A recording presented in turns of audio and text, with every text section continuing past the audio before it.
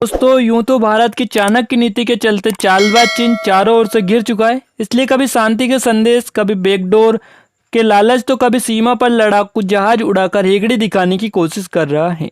जब भारत पर उसकी किसी चाल का भारत पर कोई प्रभाव नहीं हुआ तो उसने अखबार ग्लोबल टाइम्स के जरिए गीदड़ धपकी तक दे डाली। चीनी अखबार में एक विशेषज्ञ के बहाने से लिखा है कि भारत G7 में शामिल होकर आग से खेल रहा है। अब उस चीन को कौन समझाए जिसकी लाल लुंगी में ताइवान और हांगकांग ने पलीता लगा रखा है। वो भारत को आग से खेलने के गीदड़ भपकी क्या सोच कर दे रहा है, इसका अंदाजा लगाना पॉसिबल नहीं है। दरअसल आपको बता दें, ग्लोबल टाइम्स की भाषा से ये साफ हो चुका है कि G7 में भारत के शामिल होते ही चीन के कम से कम 4 टुकड़े होना तय हैं। जी हाँ, बिल्कुल आप सही सुन पा रहे हैं दोस्तों, चीन के 4 टुकड़े होना बिल्कुल पॉसिबल है। ताइवान, हांगकांग और तिब्बत के नाम तो आप सब जानते ही हैं, लेकिन एक और नाम है जो चीन के चंगुल से बाहर होने वाला है, और वो नाम उइगुर मुसलमान का क्षेत्र सिंजियांग है।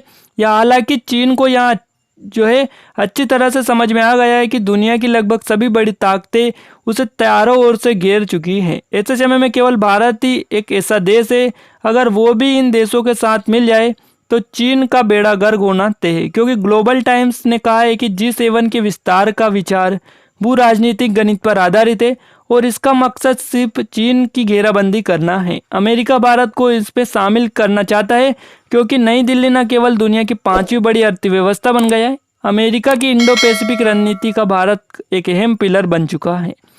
अब इसी के साथ में इंडो पैसिफिक इलाके में चीन की ताकत कम करने के लिए अमेरिका लंबे समय से भारत की भूमिका बढ़ाने का प्रयास भी कर रहे हैं। वहीं आपको अगर बताएं तो चीनी अखबार ने कहा है कि भारत का ट्रंप की योजना पर सकारात्मक जवाब आश्चर्यचकित करने वाला नहीं है। बड़ी शक्ति बनने की महत्वाकांक्षा रखने वाले भारत की लंबे समय से बड़े अंतर्राष्ट्रीय मंचों पर भागीदारी की इच्छा रही है। सीमा पर भारत और चीन के बीच जारी ताजा तनाव को देखते हुए भारत अमेरिका के G7 विस्तार के विचार का समर्थन देकर चीन को संदेश देना चाहता है। आपको बता दें, ग्लोबल टाइम्स ने कहा है कि जब से मोदी अपने दूसरे कार्यकाल में वापस आए, उनका चीन के प्रति रवैया बदल गया है। भारत ने ऑस्ट्रेलिया, जापान और अमेरिका के साथ अपनी भागीदारी बढ़ा दी है।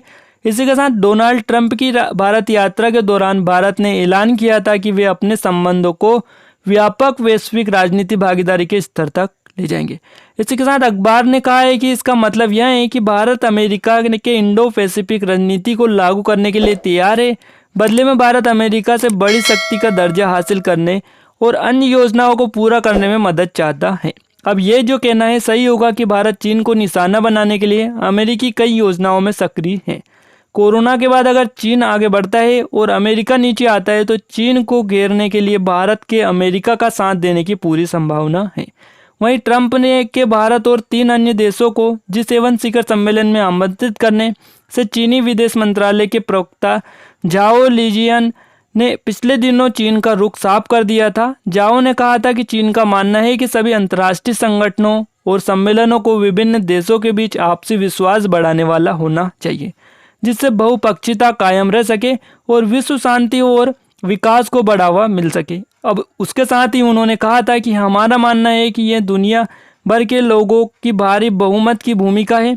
उन्होंने कहा था कि चीन के खिलाफ कोई भी गुटबंदी का प्रयास विफल होगा। ट्रंप द्वारा भारत और 3 अन्य देशों को आमंत्रित किए जाने से चीन में बेचैनी की भावना है।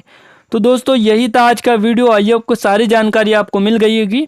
तो दोस्तों आज की इस वीडियो में बस इतना ही। आई होप कि ये वीडियो आपको पसंद आया होगा। वीडियो कैसा लगा कमेंट बॉक्स में कमेंट करके जरूर से बताइएगा। वीडियो को लाइक नहीं किया तो लाइक कर दीजिएगा। चैनल पर पहली बार है सब्सक्राइब कर बेल आइकन को दबा दीजिए ताकि ऐसे वीडियो रेगुलर आपको मिलते रहे। अपना कीमती समय देने के लिए आप सभी का बहुत बहुत धन्यवाद।